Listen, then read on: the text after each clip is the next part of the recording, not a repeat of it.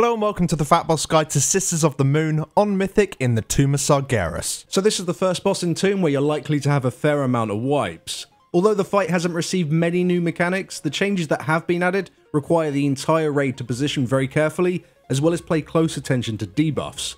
This is also the first fight where composition matters. For this encounter you want to bring 2 tanks, but you should also consider 5 healing. There isn't really a DPS check, and having the extra cooldowns from 1 additional healer can really help with the shields that go out on your raid. As for the DPS, you really want to limit the amount of melee DPS that you bring to the encounter. We'd recommend not going higher than 6, as it does really make things easier to deal with. With all that said, why is this fight so difficult? Well, it's all to do with the floor. Each time you trigger an astral purge by changing what side of the room you're on, you will now do a small amount of damage to the entire raid and apply a debuff called Astral Vulnerability to them. This debuff lasts for 2 seconds and simply increases the damage you take from Astral Purge by 50%, however it does stack. Now this debuff isn't so bad when it's on like 3 or 4 stacks, however if you allow it to keep going up and up and up, you'll very quickly wipe. So you need to organise your raid's positioning so that people change sides in a staggered way. There are, of course, many different ways of doing this. However, if you make the groups too large, the burst of damage you take when they all cross over at once will be really high, and if the groups are too small, you run the risk of the vulnerability debuff just being extended and chained along each time a new group moves over.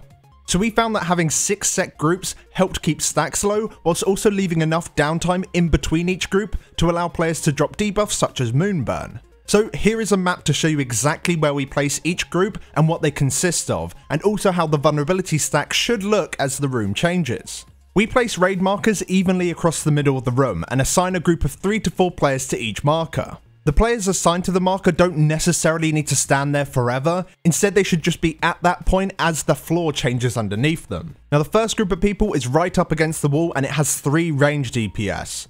They want to be stood up against the wall, ready and waiting for the floor to begin changing. The earlier they do this, the better, as it will give you more downtime between each group for either the healers to top players up, or for players to drop debuff between the groups without extending the vulnerability.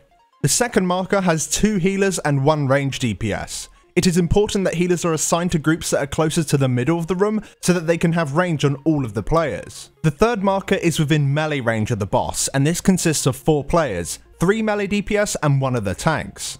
When switching sides, the melee DPS should just try and stay still within range of the boss and just allow the floor to pass underneath them, rather than rushing across and potentially losing range of the boss. The fourth group is also within melee range, but on the complete opposite side of the boss. This consists of the remaining 3 melee DPS and the other tank. Once again, those players should just allow the floor to pass underneath them, rather than them rushing around and potentially extending the astral vulnerability timer. The fifth marker has 2 healers and 1 range DPS. These guys need to be exceptionally careful to make sure that they don't extend the timer from the previous group, as that group does have 4 stacks. So if all of them pass over too early, that'll go all the way up to 7 stacks and you're very likely to wipe. And the 6th and final group is right up against the wall, and this has 1 healer and 2 range DPS. Now once the floor has completely changed colour, the bosses will do their ultimate abilities and then this process repeats. The one thing that you may wish to do is have the first group hold off switching sides just for a couple of seconds. This is because the raid may be low from the damage from the boss's ultimate abilities, so holding off a second just gives the healers a few more GCDs just to top off any low players. Now as we already mentioned, the one thing that can disrupt the way the raid deals with the floor is the Moonburn debuff, because these debuffs on Mythic do an absolute ton of damage and need to be removed as soon as possible. Now the debuff players should try and drop their debuffs either in between a group of players, or they can just go over with another group of players when they're crossing at their assigned times. Once they've dropped their debuff, they shouldn't worry about switching back to the side they came from, and they definitely shouldn't cross back immediately, as this will refresh the vulnerability debuff. Instead, they should just either remain on that side if it happens to be the new colour taking over the room anyway, or they should just wait until another small group of players is crossing, or when there's just no vulnerability stacks. Basically, with this whole mechanic, you just need to be as flexible as possible and just communicate with the rest of your raid so that the stacks remain as low as they can, whilst you remove the Moonburn as quickly as you can. And that's everything you need to know about the floor, but now let's jump into each phase and talk about what else you need to deal with in this fight, which really could be summarized by just saying do heroic, but better. The Moonglaive debuff that the tanks need to deal with should be cleansed by astral purging whenever possible. You can either wait for the floor to change under you, or if the floor is already passed, the tanks will need to drop it in a very similar way to the way that the players with the Moonburn drop their debuffs, by either going over with one of the groups, or waiting for the gap between the groups, making it so you don't stack up the vulnerability debuff. The Twilight Glaive from the boss really hurts on Mythic, chunking down any player targeted to around 30% of their health. Healers need to make sure that these targets are pre-healed before the glaive is sent out towards them, and make sure they spot heal them afterwards. Whilst other players dodge out the way of the glaive, it's important that you don't accidentally dodge over to the other side of the room, as you can potentially prolong the vulnerability stacks. And the same goes for the Twilight Volley for ranged players. You need to make sure that you dodge the zone by moving parallel to the line, not moving towards it. Now when the room goes fully dark or fully light, you'll have to deal with the Incorporeal Shot and the Embrace of Eclipse ultimate abilities. Just like Heroic, you want to stack up and spread the damage of the shot whilst you heal off the shield. We assign at least one output healing cooldown for every single shield just to make sure that they're removed. If for whatever reason the worst happens and a player's shield is not removed, then they really should move away from anyone else, as the shield explosion radius is only 8 yards. And you simply repeat all this until the Huntress reaches 70%, and this is when phase 2 will begin. Now you'll now be dealing with the captain directly. Now the Moon Talon Owl comes in very frequently, and it does require all DPS to slam their faces into it as much as they possibly can, just to make sure that you don't have two of them up at once. We actually recommend bloodlusting this phase, mainly when the first owl appears, just to get through it as quickly as possible. Now with the Huntress being in her ghost form, you really need to be keeping an eye on her for her Twilight Glaive, as it will come in from different places within the room. You just need to try your best to make sure that only one player is hit, and everybody just needs to be prepared to dodge out of its path. Now when the room goes either fully dark or fully light, you'll have the Embrace of the Eclipse and the Glaive Storm ultimate abilities.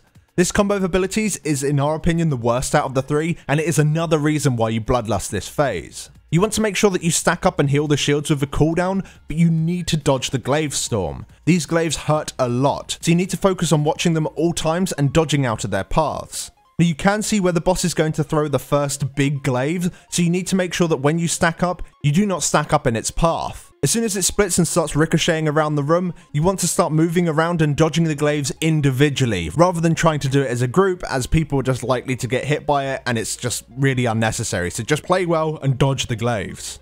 Now after you got the hang of killing the owl, dealing with the ultimates, and continuing to deal with the Moonburn, Twilight Volley and the floor, you'll get the captain to 40% health and you'll jump into phase 3. Now the tanks will need to switch who has the Priestess to drop their Lunar Fire stacks just like they did on Heroic, usually around 1 to 2 stacks.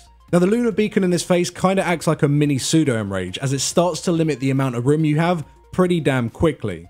When you get the Lunar Beacon, you must move to the side of the room whilst all the healers just slam a ton of healing on you to keep you topped up, and you simply just need to stack all 3 zones on top of each other. As you can see on the screen now with this particular kill we didn't do a very good job with these debuffs, and as you can see there is virtually no room whatsoever. It's vital that they're stacked just so you have the space to dodge all the abilities. Now when the room becomes fully dark or fully light, you'll have to deal with the Incorporeal Shot and the Glaive Storm. Similarly to phase 2, you'll want to stack up out of the path of the glaive, but instead of healing up the shields, all you need to do is just spread the damage of the shot. Now this shot deals quite a large amount of damage, and when you're hit by it, it's going to knock the majority of the raid to like half health. If you get hit by any ricocheting glaives at the exact same time, you're pretty much one shot, so it's vital in this last phase you just avoid any of the ricocheting glaives, otherwise you are going to die. But providing the Lunar Beacons are placed in decent locations, you still have plenty of room just to dodge them. But honestly, that's it. This fight completely revolves around keeping astral vulnerability stacks under control, and then just dealing with the 2 ultimate abilities as cleanly and quickly as you possibly can. And as we said, the DPS check really isn't that high, so providing people just focus on the vulnerability stacks and don't die to stupid heroic mechanics, you'll be absolutely fine. So thank you very much for watching, guys. If this guide did help you out, then make sure you leave a like on it. It helps us out a lot. If you'd like to read up about this boss or any of the other bosses in the Tomb of Sargeras, then do go check out our written Wowhead guides. The link for that is in the description below. If you'd like to see the strategy that we recommend for this fight in play, then do go check out our kill video. That is also in the description below. And just to conclude the video, a huge shout outs to all of our supporters over on Patreon. You guys are absolutely fantastic. Thank you so much. If you'd like to join this lovely group of people, then the link to our Patreon can also be found in the description below. Thanks again for watching, guys, and we'll see you next time. Take care.